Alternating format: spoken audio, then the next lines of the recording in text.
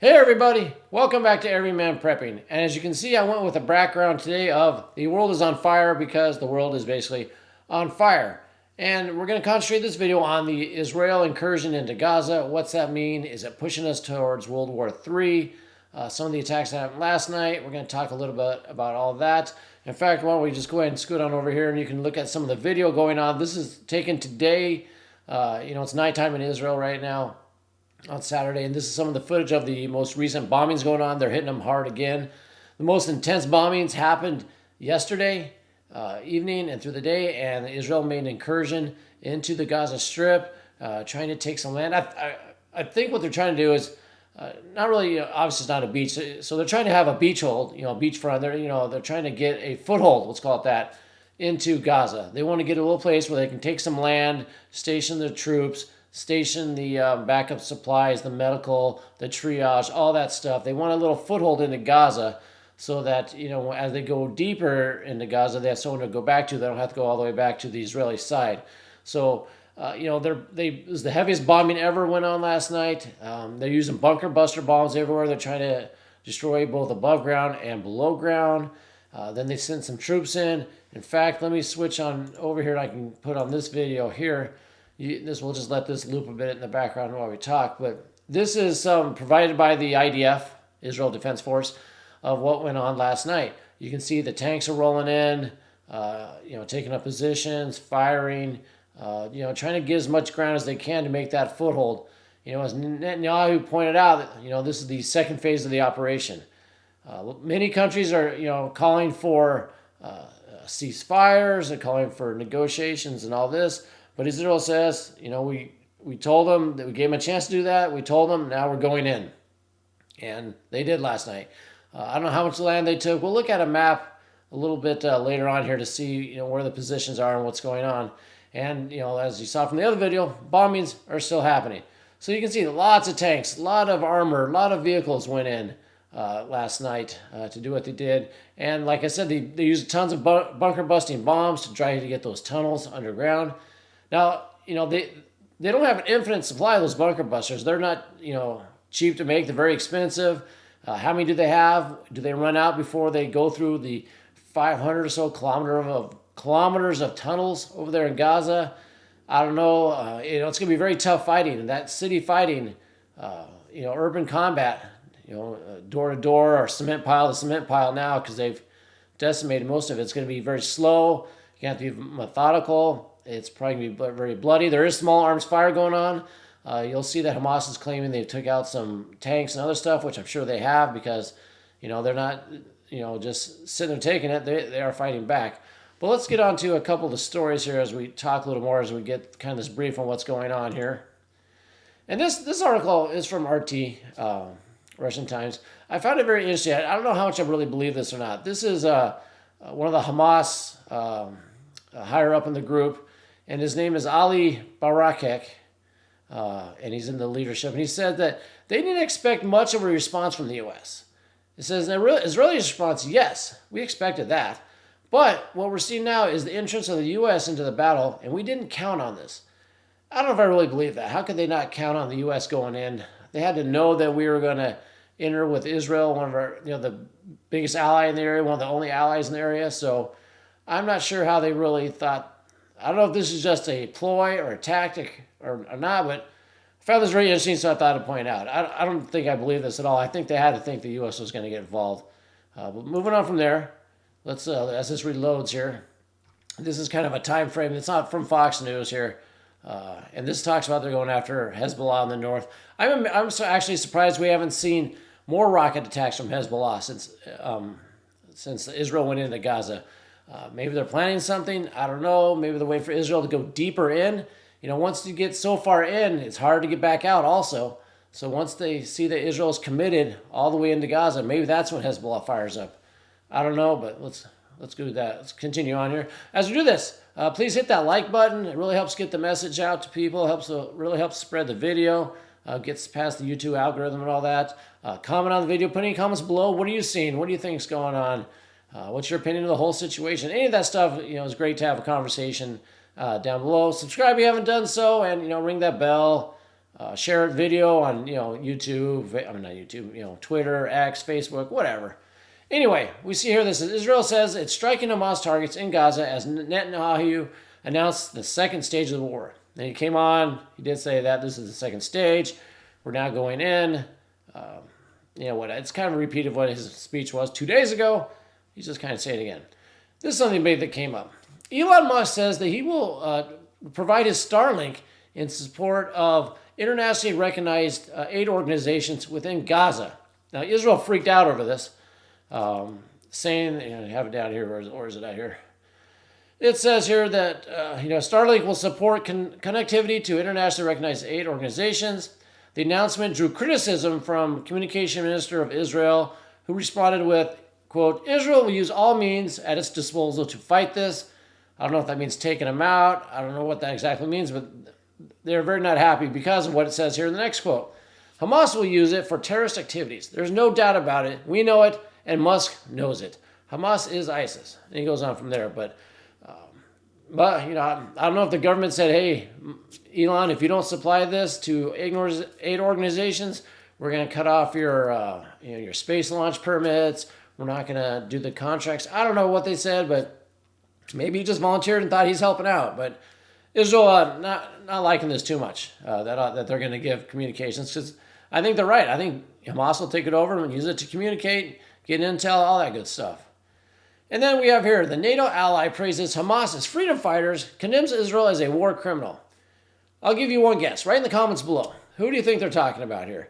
I'm talking about a lot that they're not a NATO member. They are a NATO member, but they're really not a NATO member. So I'll give you a second to guess. Type in the comments below who you think this is. And if you guessed Turkey, you are correct. Turkey is, very upset at Israel and basically calling them war criminals. They're going full tilt here. We'll see what this is a quote here from Erdogan. What he said: Israel has been openly committing war crimes for 22 days, but the Western leaders cannot even call on Israel for a ceasefire, let alone react to it. And he's saying this to the crowd. It's Turkey's 100th anniversary, and he's talking to the crowd. Round up, and the strange thing is, Turkey's not calling for a ceasefire in Ukraine or Russia. Heck, nobody is really. No one's really calling for it. But you get everybody across the planet. There's rallies, protests, pro-Palestinian. Hundreds, thousands of people. Hundreds of thousands of people coming out in support of Palestine, saying, "Let's have a ceasefire." None of this for Ukraine and Russia. Put down below why you think that is. Why does no one care about the Ukraine-Russia, but for this one, we need a ceasefire right away. So that's, what Israel's fighting on their side, is that they're getting a lot of bad press. It seems like the whole world's against them. Like I said before, you push them into a corner, long enough, like a dog, they're going to come out fighting and barking and maybe do tactical nukes. I don't know what Israel do when they're pushed, but when the whole world turns against them, except the United States, it could put pressure. But he goes on here. Yeah, this is Erdogan. He goes on. He says, quote, "We will tell the whole world that Israel is a war criminal. We are making preparations for this. We will declare Israel a war criminal."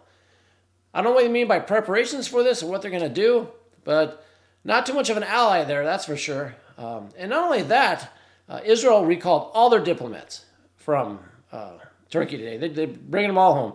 And we all know when you do that, that's one of the preludes to war. Is Turkey going to get involved in this war? I don't know. They could. Let me see if I can get a picture of the rally to show you really quick here. Okay, I think I got a picture. Let me put it up here now. There we go. Huge, huge rally. Like I said, it's the 100th anniversary of Turkey. Speaking to all these people, and this is where he gave the talk about Israel's war criminals. We're going to take steps to punish them. I don't know what they're going to do, but that's a huge rally. You can see it going on there. But let's go ahead and continue with what we're talking about. Let's see what other updates we have. This is about the second stage, going in to destroy Hamas. Hamas is asking for a ceasefire to exchange prisoners. And I think it talked about here. Not there. Well, I don't know where the story went. But basically, we'll switch to this map while we talk. Basically Hamas is saying, hey, give us those 6,000 prisoners. We'll give you your 200 or so hostages that are left. I did read an article where he said that the hostages are not all in Gaza. Some are elsewhere. We've spread them out. They're all over. Israel's killed like 50 of them because of the bombings, all that stuff. Is that true? Probably. I mean, they probably got some of the West Bank now, maybe someone with Hezbollah, maybe some of them made it all the way to Iran. I don't know, but he's saying they're all spread out, but they want the release of 6,000 people and a ceasefire. Ceasefire at this point would just give Hamas, Hezbollah, everybody time to reload, reconfigure, get ready for the battle. Israel's probably thinking we need to press on now. We started, we need to press on. And if you look at the map here, this is an interactive map. We'll click on a few of these things, but this is the Gaza Strip. You see right here. Let me zoom out a little bit. So the Gaza Strip, Israel around it. We got Egypt down here, and we can kind of see what's been going on. We see here up the northern part, we have the tanks come in from this direction. If we click on this, it tells us that heavy clashes are continuing between Israeli forces and Palestinian militants, they mean Hamas, in the area near Beit Hanan, and also reportedly east of Maghazi in central Gaza. So that's what that was. The video I had rolling in the background. The red is attacks by Hamas, blue is Israel. And this says Safa al-Qassim brigades, part of Hamas, have bombarded Israeli troop gatherings with mortars. This is another mortar attack over here. These are rifles being small arms fires. So you got a lot of stuff happening, and these are all the air raid bombs over here. I mean, Israel's just barely entered this little spot here. And I think right here on the east, they went in also a little bit. You see the little tank icon right there as they went in. They don't have much ground, but they've taken a little ground, and we'll see how much they get tonight or what happens this evening. But you can see they're starting they're attacking there. They're really pushing forward. And how's this going to end up for the United States? The United States hasn't run a sortie yet. They've attacked the bases in Syria against Iran. They said on retaliation for the U.S. bases being attacked. They said it has nothing to do with what's going on in Gaza. Of course, that's a complete lie in my opinion. So will that pick up? Yes, I believe it'll pick up. It hasn't really sucked us in all the way yet. We'll see how it goes, but I believe as it goes on and Hezbollah starts firing up, Israel makes coming in, Yemen's talking, there's talk of Yemen using the ballistic missiles they have and firing from there through the Red Sea. Eventually, I believe the U.S. will get involved. And what does this mean for all of us back here in the United States, or if you're in the United Kingdom or Europe? It just means you got to be prepared for bad stuff to happen. You got to be prepared for our countries, both of them, in the U.S. primarily, because we're over there the biggest force, to get sucked in. Do they try to use anti-ship missiles that we know Hezbollah has and try to take out a carrier or destroyer or anything like that? I don't know. They could. It'd be a huge victory for them and for Iran and all that. Would that propel us into full-blown boots on the ground World War III? Yes. I don't know if they care. North Korea spouting out saying that they back Hamas and all that, and the United States is at fault for this, and they're ready to come to the assistance. They're ready, to do whatever they can do. And who knows if they, King Jong-il, he goes off and decides he wants to do a ballistic missile attack on the U.S. to assist Hamas with his nuclear weapons.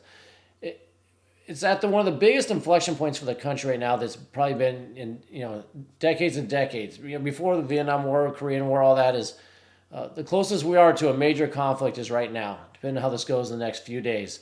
Whether it be 48 hours, 72 hours, how far does Israel go in, and how is the reaction from the Muslim world? What does Turkey do? Does Turkey get involved? They're talking a lot big right now. Is it just a lot of brouhaha? They just, a lot of bark but no bite. I don't know to see what Turkey does. In fact, one thing I forgot to do, let's go through some bookmarks that I put up really quick here at the end. Let's go through these really quick, just a quick update news. We have here, this is the Dutch government, and they've highlighted Iraq. They want their people out of Iraq. All the red areas of Iraq, everywhere but the top part where the Kurds are, they say get out. So it's another European country saying their people to get out of Iraq. So we're supposed to be getting out of Lebanon, Iraq, Syria. Like I said, when governments start telling you to vacate these areas, they think it's going to expand. It's not because they think it's dying down. Who we have here? This is Douglas McGregor. And who is he? Well, he's the U.S. Army colonel, retired. He worked for the SecDef, does some other stuff. So he has some knowledge. He probably has a lot of intel. Probably has some people he still connects with. Anyway, he came out on X here and said, "We are setting the stage for war. Netanyahu is setting the path for Armageddon. America thinks that its presence of its offshore naval power will act as a deterrent to the Turks," he mentions the Turks here, "Iranians, and others in the region." Well, let's go down here. Sorry about that. Other in the region that might otherwise become involved in the confrontation. Let me expand it here. With Israel. but he just blatantly says it won't. So according to him, the U.S. is putting aircraft carriers, not going to deter all them. They're going to do what they're going to do, which means we're going to have to get involved, basically what he's saying. Real quick, China. This is China flying one of their fighter jets like 10 feet away from a B-52. Very unsafe, very unprofessional. I mean, 10 feet, you get a little draft. I'm not a pilot or anything, but a draft, whatever, you tilt the wing. Man, we're in World War III with China. China's just pushing it over there because they know we're stuck and doing a three-front war for the United States with Europe, Middle East, and China. That'll bankrupt the United States and basically, probably put an end to any influence we have. The United States to be done at that point. Anyway, moving on. We have here someone saying that approximately 50 U.S. military transport planes flew to the Middle East within 24 hours. This person thinks there will be an escalation. Back to Turkey. 40% of the oil in Israel, so 40% of their oil, comes from Azerbaijan, which is here. And they say, well, you've got to go through Turkey all the way here. Oh, let me see if I can scroll up here, sorry. You got to go, this pipeline goes through Turkey, through the ocean, and into Israel. You cut that off, if Turkey cuts that off, cuts their oil off, imagine 40% of the oil being cut off to Israel. Something Turkey could do, got to keep riding it. They'd have to just send tons of oil by ship through the Suez Canal, but maybe Egypt turns on Israel and they close this off. Then you're basically going to squeeze Israel. You're going to dry them up. And then we're going to really see the sparks fly. Let's see what else we have here. This is the Starlink from Elon Musk. Oh, let's watch this. Let me start it over. This is it says the streets are totally empty. This is in Gaza. Warplanes are heard overhead buzzing, and the white phosphorus and flares engulf the street. This is a pretty incredible video. Let me just start it. Let me expand it here. You can see a missile hit the top of that apartment building, whatever it is. But yeah, this is a very, look at that. I mean, it looks like you're watching a movie, very dystopian. The brightness you see, because it's the middle of the night and there's no electricity. This isn't lights from buildings or street lights. This is white phosphorus flares up top here. You can see pretty eerie scenes over there. It's pretty amazing. It's amazing that there's someone actually filming this and they're able to get it out because there's no internet or anything. So I don't know how this got out. I mean, this person here is very close to getting bombed. It's pretty incredible. I mean, these people need to get out of there. Lastly, let's talk about this. These are planes. These are KC-135 refueling tankers that arrived at CENTCOM. And they usually have all these cool U.S. Air Force markings, the units and all that. But you notice these last two planes, they don't have any. And if you read the article, they basically said, we're taking all the markings off for OPSEC, that operational security I talked about.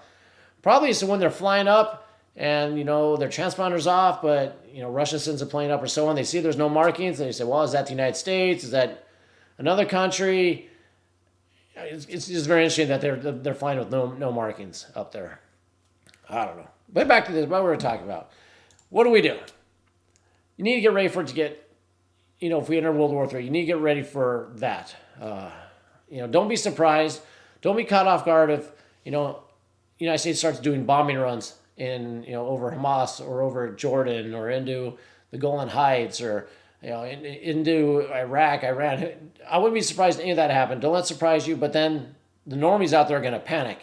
There'll be panic buying, whether it be fuel, food, water, all that. And you don't want to be caught up in that panic. So, take the time now. Like I said, in the next 48 hours, 72, we got to see what happens. See what the reactions are. So this gives you, probably 2-3 days to stock up on everything, be ready, with your goods, but also be ready mentally. Just mentally prepare for it. So it's not a shock to you. You can go about your business. You're ready. You know what to do. And you're keeping your head on a swivel, like I always talk about, for that homegrown. Not even homegrown, I would say. We've had a lot of people coming across the border lately from the South. So there could be a lot of people looking, this is an opportunity to do something within the United States. So we're keeping that head on the swivel while we're out. We're not buried in our phones. We're not having side conversations. We're out keeping aware of what's going on just in case we're out and something happens. So that's all I have for you. Put any comments below with, react to anything that I've said. And until next time, keep your ear to the ground, head on a swivel. If it bleeds, we can kill it.